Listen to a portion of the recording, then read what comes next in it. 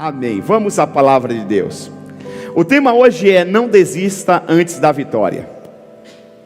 Eu lembro que um dia eu comentei com a minha esposa, nós estávamos na tenda ainda, eu disse: eu vou fazer um investimento na vida de tal pessoa. Eu lembro que foi uma quinta-feira, e esse investimento era enviar essa pessoa para um outro país, para estudar música, e teologia. E assim, eu estava disposto, eu observava a pessoa já há um certo tempo. E naquele dia que eu comentei com a minha esposa, após o culto, a pessoa teve uma decisão que eu disse: caramba, ela jogou tudo água abaixo. Ela nunca soube que eu tinha a intenção de fazer aquele investimento na vida dela. Hoje, infelizmente, essa pessoa, depois da atitude que ela tomou, levou algum tempo, alguns anos. Hoje ela está praticamente desviada. Eu encontrei com a mãe dela alguns meses atrás, e ela disse: pastor, a minha filha mudou completamente. Ela faz tal coisa, faz isso, está viciada nisso. E é uma pena. E na hora eu lembrei, eu falei: poxa, se ela esperasse um pouquinho mais, se ela tivesse um pouco mais de paciência, a história dela hoje seria completamente diferente. Completamente diferente. Eu vejo que muitas pessoas desistem antes da vitória. Deixa eu te falar, se a vitória não chegou, porque ainda não é o tempo. Talvez você não está preparado, espera só mais um pouquinho. Hebreus capítulo 10, versículo 35 ao 39, diz assim: por isso, não abra mão da confiança que vocês têm, ela será ricamente recompensada. A fé que você tem em Deus, ela será ricamente recompensada. Vocês precisam perseverar, de modo quando tiverem feito a vontade de Deus, recebam o que Ele prometeu, pois em breve, muito em breve, aquele que vem virá e não demorará. Mas o meu justo viverá pela fé, e se retroceder, não me agradarei dele.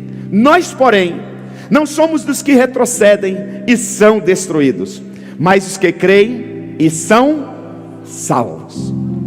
Quem são destruídos? Aqueles que retrocedem. Por isso que nós temos até uma frase, tem uma camiseta na livraria: recuar jamais, parar nunca, avançar sempre. Quando o crente ele recua um pouquinho, Satanás até aplaude pensando que ele vai desistir, mas esse recuo na verdade é para ele ganhar impulso, para ir muito mais além do que ele imaginava. Quem está me entendendo diz amém. É como o corredor, o atleta. Você já viu uma arrancada de um atleta? Ele faz isso aqui, mas quando ele faz isso aqui, não é que ele vai parar, não é que ele está pensando em desistir, ao contrário, é que ele está pensando em chegar no pódio, é que ele está pensando em receber o prêmio, é que ele está na expectativa de levantar o troféu. Por isso que ele dá esse recuo, para ele ganhar o impulso. Assim como o flecheiro, ele puxa a flecha, não para desistir do seu alvo, mas para alcançar o seu alvo com muito mais velocidade.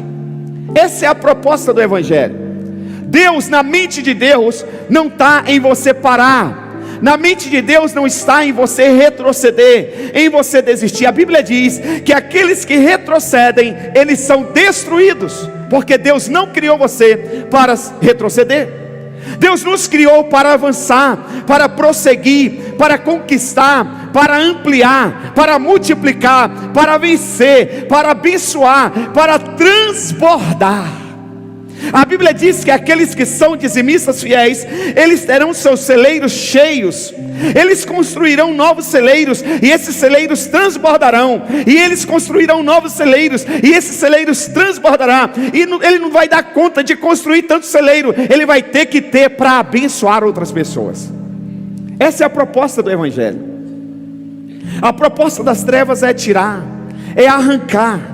A proposta das trevas é subtrair. A proposta dos céus é multiplicar sobre a sua vida. A proposta dos céus é abençoar você.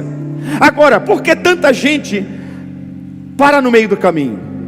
Porque muita gente, infelizmente, parece que até a maioria para no meio do caminho. Muitas pessoas começam muitas coisas, mas não terminam. Quantos de nós fazemos uma série de projetos, uma série de desejos, uma série de planos, mas não conclui quase nada? Entra ano e sai ano, a vida passa rápido. Eu tenho desejo de fazer a faculdade tal, mas nunca faz. E quando entra não termina, não conclui. Por quê? Falta nessas pessoas perseverança. Essa é a grande verdade. Falta nessas pessoas perseverança. Quem vence na vida nem sempre é quem tem mais recursos. Quem vence na vida nem sempre são os mais inteligentes. Quem vence na vida nem sempre são os mais ligeiros. Quem vence na vida são aqueles que perseveram. Tem gente que você acha que não vai dar em nada. Você diz, ele é lerdo, ele é parado, mas ele é perseverante. Talvez ele não vai na mesma velocidade que a sua. Talvez ele chegue depois, mas ele chega bem. Aleluia, ele chega bem. Nem sempre quem chega primeiro chega bem, mas quem persevera chega bem. Aleluia. Independente do que você vende, independente do que você faz, se você perseverar, Deus vai honrar você. Até mesmo porque Deus é um Deus de perseverança. Ele não desiste, Ele não tarda, Ele chega na hora certa. Precisamos tomar posse das promessas de Deus para a nossa vida.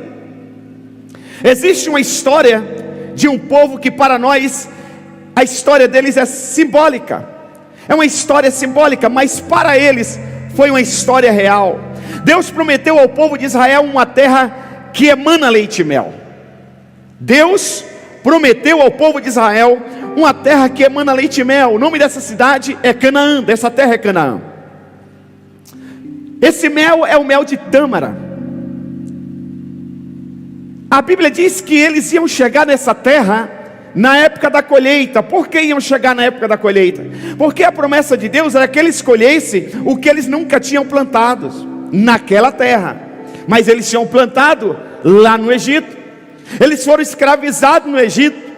Talvez lá no Egito eles diziam, poxa, a gente trabalha e não tem nada. A gente tenta juntar alguma coisa, nós não somos dono nem dos nossos próprios filhos, nem da nossa própria família, nós somos donos. O povo ficou 450 anos sendo escravizado por Faraó. Mas um dia a Bíblia diz que Deus chegou para Moisés e disse, Moisés, eu ouvi o clamor do meu povo, vai lá libertá-los. E Moisés foi. E Deus prometeu para aquela gente uma terra que emana leite e mel, uma terra de paz, de prosperidade, uma terra que eles iam chegar e eles iam colher o que eles não tinham plantado naquela terra. Agora preste atenção, no livro de Josué capítulo 6, Josué 6, a partir do versículo 1, nós vamos entender um pouco da história desse povo. A história começa assim: Jericó estava completamente fechada por causa dos israelitas. Ninguém saía e nem entrava. Uma cidade totalmente cheia de muralhas. Então o Senhor disse a Josué: saiba que entreguei nas suas mãos Jericó, seu rei e seus homens de guerra. Deus, quando entrega, Ele entrega tudo. Deus não entrega nada pela metade. Quando Deus diz que você é amado de verdade. Deus não te ama mais ou menos. Deus não derrama um pouco do amor dele sobre a sua vida. Deus derrama tudo que Ele tem e tudo que Ele é de amor sobre você. Deus não entregou Jesus Cristo pela metade. Ele entregou um Filho inteiro pela humanidade. Então Deus promete uma cidade, mas não é só uma cidade. Deus entrega a cidade, as indústrias dessa cidade, os reis dessa cidade. Deus entrega os guerreiros, os homens de guerra dessa cidade. Deus entrega a colheita dessa cidade. Eu quero profetizar que Deus está entregando tudo nas suas mãos. Tudo que Ele prometeu, Deus está liberando nessa noite, aleluia. Eu creio que esse mês de maio será um mês de maio diferenciado. Não será igual aos meses de maio que você já viveu. Em nome de Jesus, você está recebendo essa palavra no primeiro dia útil desse mês. É para você romper, é para você avançar, é para você conquistar, independente das muralhas que possam aparecer na sua frente. Em nome de Jesus, você recebe, diga glória a Deus. Aí o Senhor diz assim: marche uma vez ao redor da cidade, com todos os homens armados. Faça isso durante 6 dias. 7 sacerdotes levarão cada um uma trombeta de chifre de carneiro à frente da arca. No 7º dia, marchem todos 7 vezes ao redor da cidade, e os sacerdotes toquem as trombetas. Quando as trombetas soarem um longo toque, todo o povo dará um forte grito. O muro da cidade cairá, e o povo atacará cada um do lugar onde estiver. Josué, filho de Num, chamou os sacerdotes e lhe disse: levem a arca da aliança do Senhor. 7 de vocês levarão trombetas à frente da arca. E ordenou ao povo: avancem, marchem ao redor da cidade. Olha a ordem de Deus: avancem, marchem ao redor da cidade. Talvez a sua cidade seja uma casa própria. Talvez a sua conquista seja uma família restaurada. Talvez a sua conquista seja a salvação dos seus familiares, a libertação dos seus filhos. Talvez a sua conquista seja uma faculdade concluída. Talvez seja uma porta de emprego. A ordem do Senhor é: marchem, avancem, marchem ao redor do que você deseja conquistar. Não pare, não desanime. O texto continua: os soldados armados irão à frente da arca do Senhor. Quando Josué terminou de falar ao povo, os 7 sacerdotes que levaram suas trombetas perante o Senhor saíram à frente, tocando as trombetas, e a arca da aliança do Senhor ia atrás deles. Os soldados armados marchavam à frente dos sacerdotes que tocavam as trombetas, e o restante dos soldados seguiam a arca. Durante todo esse tempo tocavam-se as trombetas, mas Josué tinha ordenado ao povo: não deem o brado de guerra, não levantem a voz, não digam palavra alguma, até o dia em que eu lhes ordenar. Então vocês gritarão. Assim se fez a arca do Senhor rodear a cidade, dando uma volta em torno dela. Então o povo voltou para o acampamento, onde passou a noite. E até aqui não aconteceu nada. Até aqui não aconteceu nada. Josué levantou-se na manhã seguinte, e os sacerdotes levaram a arca do Senhor. Os 7 sacerdotes que levaram as trombetas iam adiante da arca do Senhor, tocando as trombetas. Os homens armados iam à frente deles, e o restante dos soldados seguiam a arca do Senhor, enquanto as trombetas tocavam continuamente. No 2º dia também rodearam a cidade uma vez e voltaram ao acampamento, e não aconteceu nada. E durante 6 dias repetiram aquilo. No 7º dia levantaram-se ao romper da manhã, e marcharam da mesma maneira 7 vezes ao redor da cidade. Foi apenas nesse dia que rodearam 7 vezes. Na 7ª vez, quando os sacerdotes deram o toque da trombeta, Josué ordenou ao povo: uau, gritem, o Senhor lhes entregou a cidade, e as muralhas caíram. Aleluia. Ainda bem, diga comigo, ainda bem que eles não desistiram no 1º, no 2º, no 3º, no 4º e no 6º dia. Sabe por que muitas pessoas não venceram ainda? Porque já desistiram antes de chegar o dia da vitória. Desistiram antes de chegar o dia da vitória. Meus irmãos, Deus manda dizer: não pare. Talvez você não está vendo as coisas avançarem. Não pare. Você diz: pastor, mas parece que nada está acontecendo. Só parece, está acontecendo sim no mundo espiritual. Deus está preparando você para o dia que as muralhas forem cair. Deus está preparando você para chegar na hora certa, no tempo da colheita, no tempo da conquista, no tempo da prosperidade, no tempo da salvação, no tempo da cura e do milagre sobre a sua vida. Espera. O segredo da vitória não é começar, o maior segredo é terminar, ir até o final e alcançar a vitória. Como o povo de Deus conquistaram uma cidade que foi dada a eles, mas eles ainda não moravam lá, eles só tinham a promessa. Irmãos, talvez você não colocou a mão ainda na sua promessa, mas acredite, ela é sua. Eu vou repetir: talvez você não colocou a mão ainda na sua promessa. Acredite, não pare, avance, porque se Deus prometeu, ela é sua. Aleluia, aleluia, aleluia, A promessa que Deus tem para você é só para você, só vai acontecer na sua vida, mas no tempo de Deus. Não pare no primeiro dia, não pare no segundo ano, não pare no terceiro ano, não pare na terceira década. Vá até o dia que Deus já determinou que essas muralhas irão cair, porque diante de uma ordem do Eterno não tem muralhas que fiquem de pé. Aleluia, aleluia. Diante da ordem do Senhor não tem nenhuma muralha que permaneça de pé. Efésios capítulo 1 versículo 3 diz: bendito seja Deus e Pai de nosso Senhor Jesus Cristo, que nos abençoou com todas as bênçãos espirituais nas regiões celestiais em Cristo. Aleluia. Sabe quando você vai ser abençoado? Sabe quando? Eu não sei. Sabe por que eu não sei? Porque você já é abençoado. Aleluia.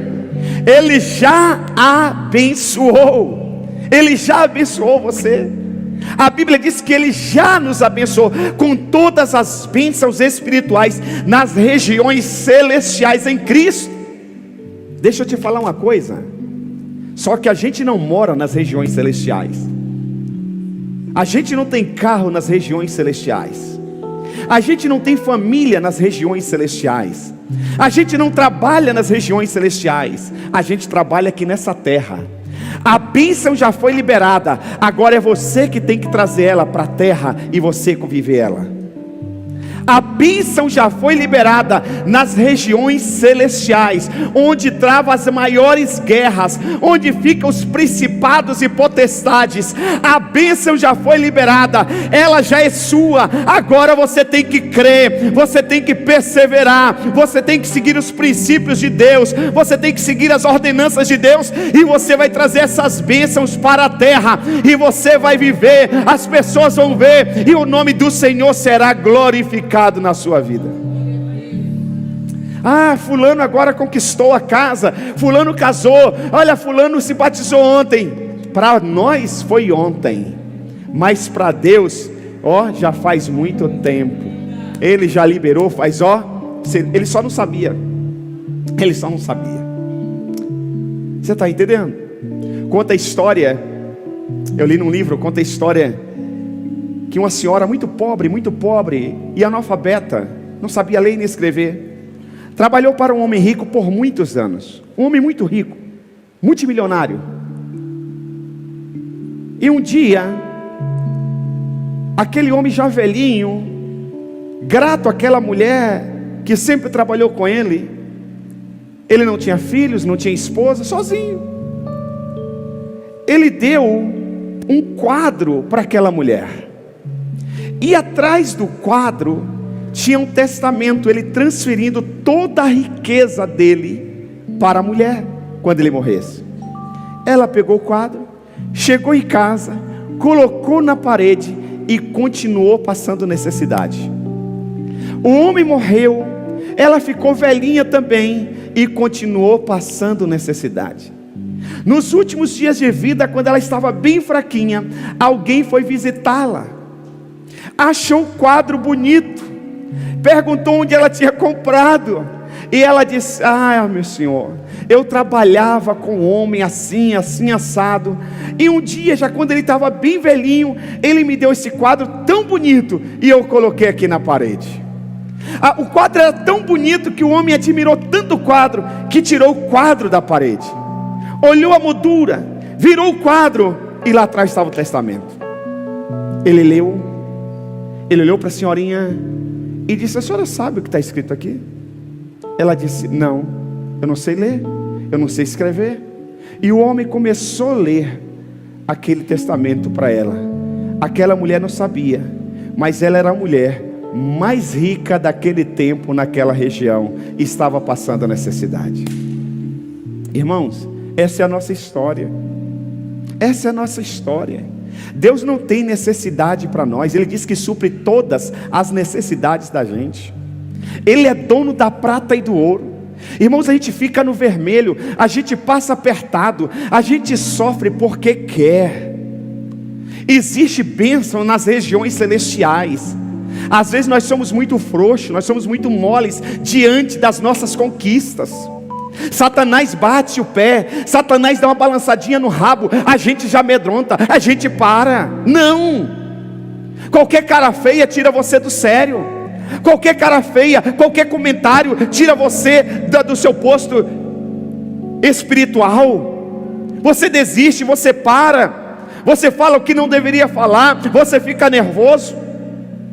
A gente que discipula muita gente, orienta muita gente, às vezes em alguns confrontos, a pessoa é tão doce, tão maravilhosa, mas tem um dia que você vai com bisturi e não dá para aplicar anestesia. Nessa hora, nessa cirurgia, que não dá para aplicar uma anestesia, que você tem que rasgar de verdade, a pessoa que nunca fez bico até muda a fisionomia. Não é, ela até se mexe na cadeira. Não, peraí. É assim. Como que você quer vencer? Como que você quer vencer? Uma vez,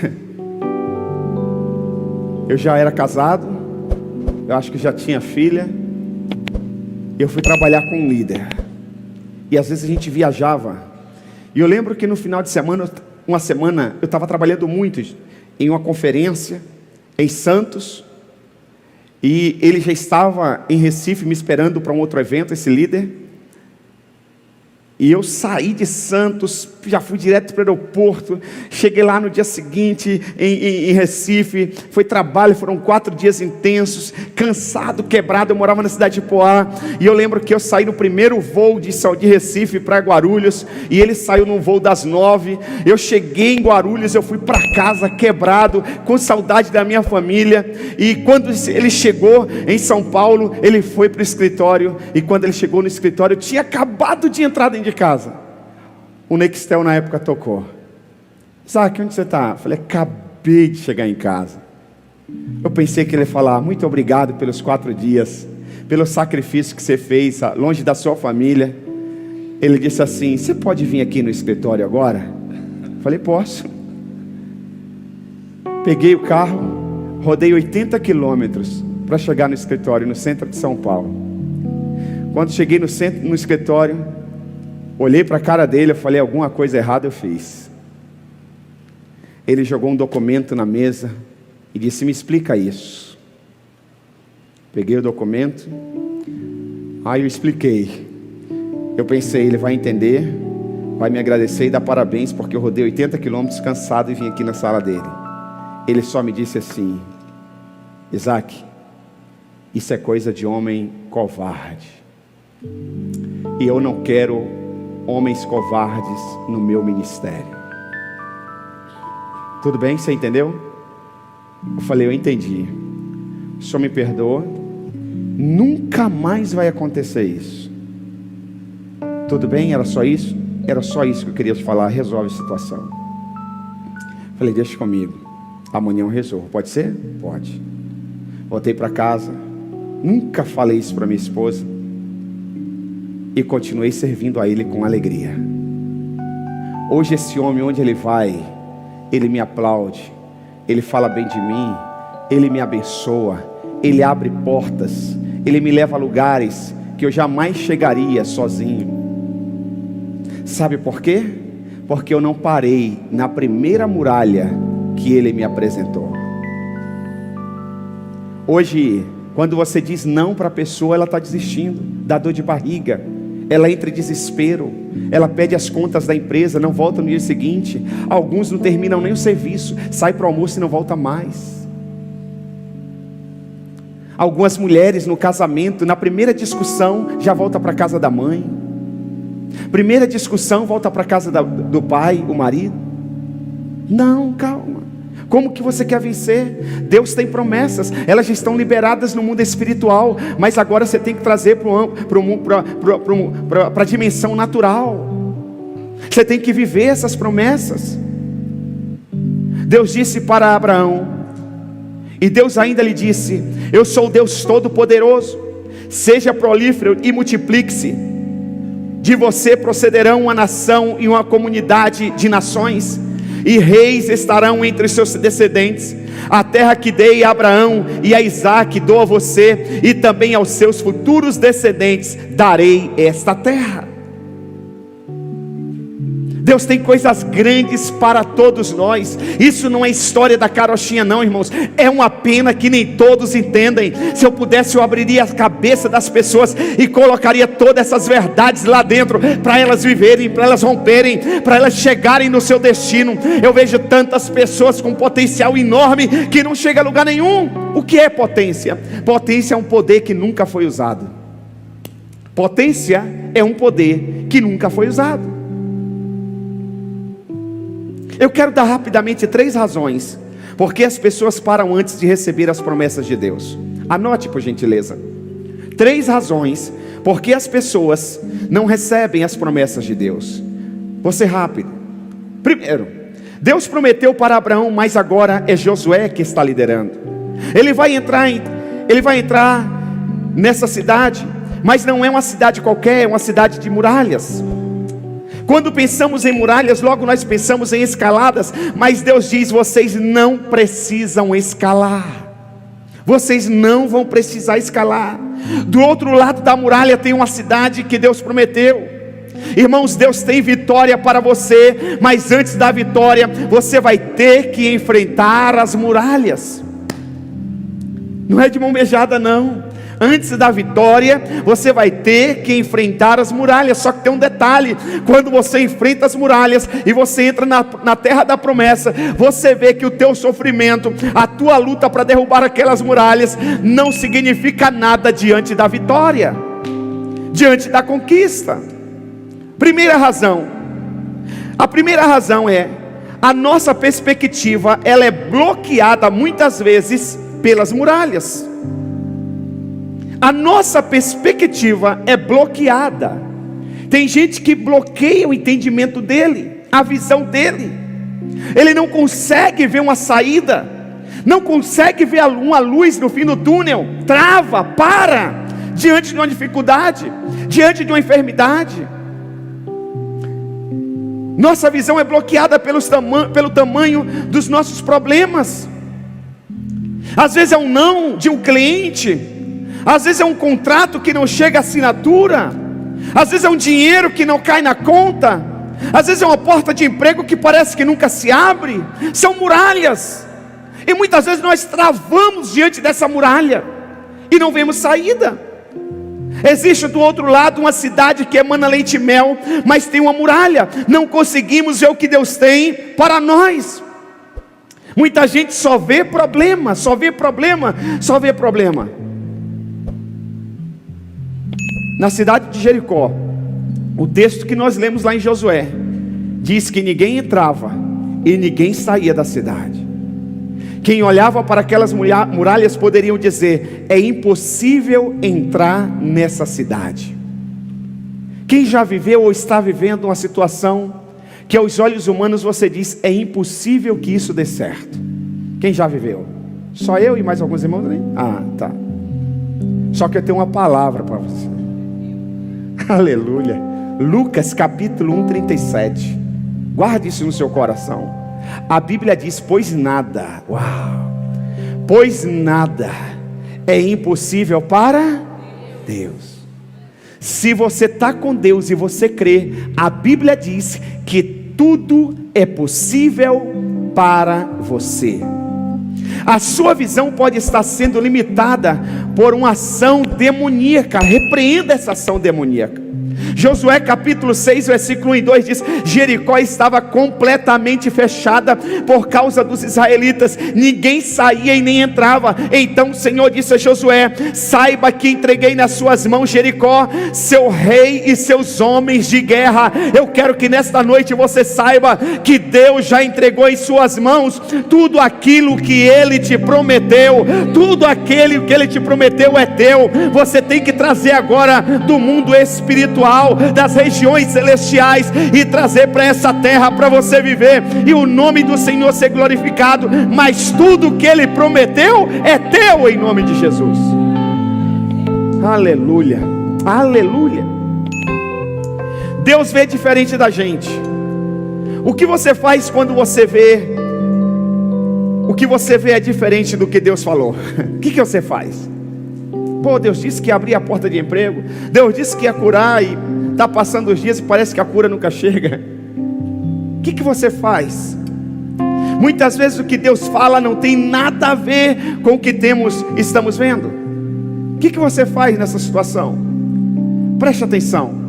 Os muros de Jericó não eram tão compridos, se davam a volta nessa muralha em 1h30 mais ou menos, mas os muros eram altos demais, e isso assustava o povo. Nosso problema não são tão grandes assim como nós pensamos, é a nossa perspectiva que fica o quê? Bloqueado. Você tem que ter um entendimento da palavra de Deus, você tem que meditar na palavra de Deus. Salmos 121, versículo 1 e 2 diz: levanto os meus olhos para os montes e pergunto, de onde me vem o socorro? O meu socorro vem do Senhor que fez os céus e a terra. Segunda razão porque algumas pessoas não vencem, não conseguem a vitória, a segunda razão é porque não vemos o progresso. Irmãos, mesmo não vendo, acredite na promessa. Mesmo não vendo, acredite na promessa. Josué 6,14 diz: no segundo dia também rodearam a cidade uma vez, e voltaram ao acampamento, e durante 6 dias repetiram aquilo. Nós temos a campanha aqui 7 quintas-feiras. Ah, pastor, eu fiz 7, não aconteceu, faz mais 7.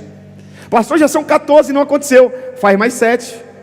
Pastor, já fiz 21 quintas-feiras, não aconteceu, faz mais 7. Pastor, já fiz 35 quintas-feiras e não aconteceu, faz mais 7. E quando vai acontecer? No dia que você estiver preparado para viver a vitória. Aleluia. O que adianta você ter uma grande colheita e não tem como colher? O que adianta você chegar numa terra que todo mundo já plantou, os frutos estão maduros e você não tem ferramenta para colher? O que adianta? Eu conheci uma família em Porto Velho. O pai o homem que ganhou uma licitação é pai de um amigo meu. E esse cara ganhou uma licitação para explorar uma mina de pedras em Porto Velho. Coisa assim, de muito dinheiro. O que aconteceu? Quando saiu o edital, ele leu que ia sair a licitação, ele foi para a fila meses antes. E ele foi o primeiro a chegar lá. Todo mundo que tinha dinheiro, que tinha condições, empresas, empresários, chegaram depois. Ele ganhou a licitação. Só que qual o problema? Ele não tinha recursos para explorar a mina. Ele não tinha recursos. E chegou meu conhecimento lá em São Paulo, e eu lutei para levantar parcerias e tal. Um dia eu fui a Porto Velho, eu tinha um outro compromisso em Porto Velho. Eu fui lá, eu conversei com o filho, conversei com o pai, e eles me falaram: várias empresas já fizeram proposta, mas meu pai não aceita nenhuma. Não aceita nenhuma.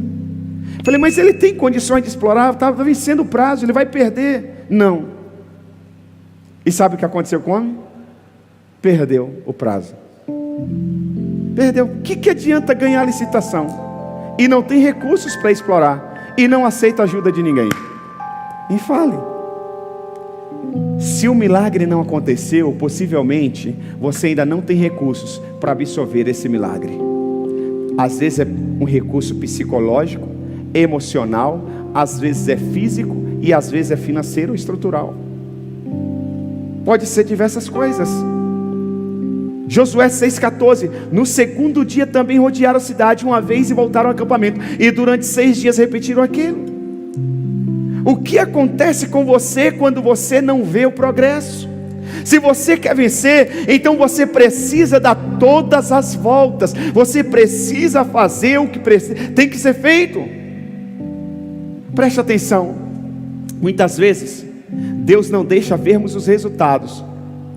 Muitas vezes Deus não deixa vermos os resultados para tirarmos o foco do resultado e colocarmos o foco na obediência.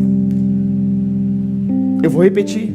Muitas vezes Deus não deixa vermos os resultados para tirarmos o foco do resultado e colocarmos o foco na obediência. O resultado é responsabilidade de Deus, a obediência é responsabilidade nossa.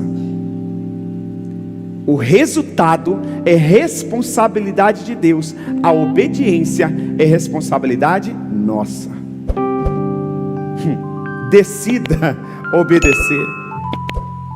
1 Samuel 15:22, a obediência é melhor do que o sacrifício, e a submissão é melhor do que a gordura de carneiro. Salmos 2:8, pede-me e te darei as nações como herança, e os confins da terra como tua propriedade. Olha o que Deus está dizendo: pede-me e darei a vocês as nações por herança. Pastor, mas Deus está falando de almas. Não, Deus está falando das nações. Quando Deus diz as nações, vem tudo que está nas nações. Vem as pessoas, vem as indústrias, vem a riqueza das nações, vem tudo para a sua mão. É isso que Deus está falando. Quando Deus disse assim, porque Deus amou o mundo de tal maneira que deu seu Filho unigênito, não é só as pessoas, o mundo. No mundo tem indústria, no mundo tem comércio, no mundo tem banco central, no mundo tem moedas, tem ouro, tem tudo. Deus veio transformar tudo, tudo estava descontrolado por causa do pecado, a natureza estava descontrolada. Quando a Bíblia diz que Deus amou o mundo e deu o seu Filho, Ele trouxe ordem para o mundo que estava em caos. Quando Deus pensa, Ele pensa na totalidade. Deus quer as nações, Ele quer entregar a riqueza dessa terra em suas mãos. Deus quer entregar o conhecimento dessa terra em suas mãos. Ele diz, pede-me e te darei as nações como herança, e os confins da terra como tua propriedade. 1 Crônicas 16:18-21, a vocês darei a terra de Canaã, a herança que possuirão, quando eles ainda eram poucos, muito poucos, e estrangeiros nela, e vagueavam de nação em nação, de um reino a outro. Ele não permitiu que ninguém os oprimisse. Por causa deles repreendeu reis, ordenando. E aí ele continua o texto. Deus, por causa de um povo que Ele prometeu a terra prometida, Deus repreendeu reis. Deus não deixou que ninguém o oprimisse. Ei, nós temos um Deus que cuida de nós. Enquanto a promessa não acontece, você está sendo cuidado por Deus. Por isso que o salmista diz, eu fui moço, hoje sou velho, nunca vi o justo mendigar o pão, e nem a sua descendência. Terceira e última razão. Terceira razão porque muitas pessoas não vencem. Porque com Deus é um processo, meu irmão. Deus não se incomoda nem um pouco com a sua necessidade. Deus respeita o processo. Você está fazendo tudo errado e quer que Deus te abençoe? Deus não abençoa nada errado. Deus não abençoa nada errado. Você tem que fazer as coisas do jeito de Deus. Salmos 37:7, descanse no Senhor e guarde por Ele com paciência. Não se aborreça com o sucesso dos outros, nem com aqueles que maquinam o mal. O seu parâmetro não é o sistema deste mundo, o seu parâmetro é os céus. Descanse no Senhor. Provérbios 20:22, espere pelo Senhor e Ele dará vitória a vocês.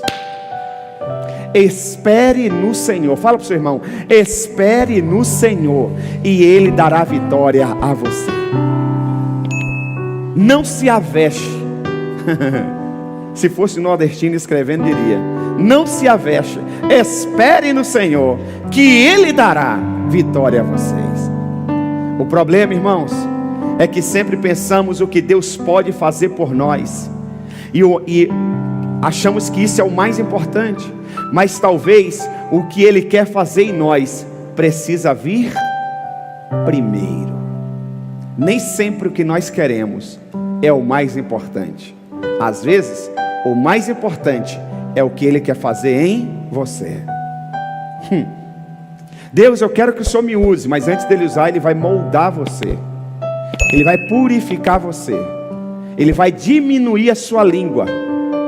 Porque do jeito que você é linguarudo, se as pessoas abrem o coração, a vida delas para você, a torcida do Corinthians e do Flamengo vai ficar sabendo, e vai ser um caos isso aí. Senhor, eu quero prosperar, eu quero terminar minha faculdade, abrir minha clínica, meu consultório, eu quero ter meu escritório de advocacia, eu quero ter a minha indústria, eu quero ter a minha empresa. Primeiro Deus vai trabalhar e tirar o seu espírito de miséria. Você não é nem dizimista hoje, você entrega pela metade, entrega quando quer. As coisas apertam, você não dá o dízimo. Primeiro Deus vai moldar você, vai esperar um tempo, um processo, você ser fiel, para depois Ele escancarar as portas dos céus. Você pensa que é assim? Não pare antes da última volta. Se coloque de pé em nome de Jesus. Fale para o seu irmão, diga: não pare antes da última volta. Pastor, quando vai ser a última volta? Só Ele sabe. Se não chegou ainda, é porque ainda não é a última volta. Se não chegou ainda, é porque ainda não é a última volta. Persevere.